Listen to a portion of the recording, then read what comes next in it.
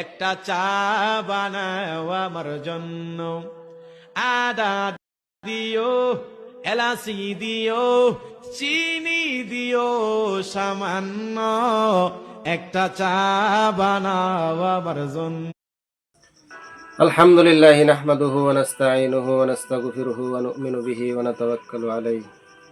সম্মানিত প্রিয় দর্শক শ্রোতা, আসলে ওয়াজ নসিহতের অবস্থা যদি আজকের দিনে এটা হয়, তাহলে উম্মতের মাঝে হেদায়েত কিভাবে আসবে? এই ধরনের বক্তা দিয়া যদি আপনারা ওয়াজ করান, তাহলে তারা অল্প সুর দিয়ে কিছু গান গাইব, কিছু গজাল গাইব, আর কিছু এদিক সেদিকের থেকে অল্প টান্না টন্না ওয়াজ করব, ব্যাস টাকা 50,000, 1 লক্ষ, 1.5 লক্ষ নিয়ে যায়। শ্রোতা মণ্ডলের কোনো ফায়দা কিয়ামত পর্যন্ত দেখবেন না আপনারা।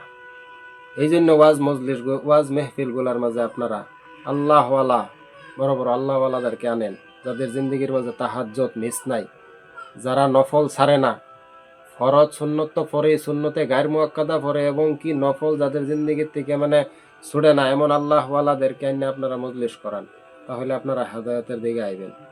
আর না হইলে এই ধরনের বক্তার দ্বারা যে উম্মত হেদায়েতের দিকে আসবো, সমাজ নামাজ পরিবর্তন হইব, এটা কিয়ামত পর্যন্ত আশা করলেও আশাটা ব্যর্থ হয়ে যাবে।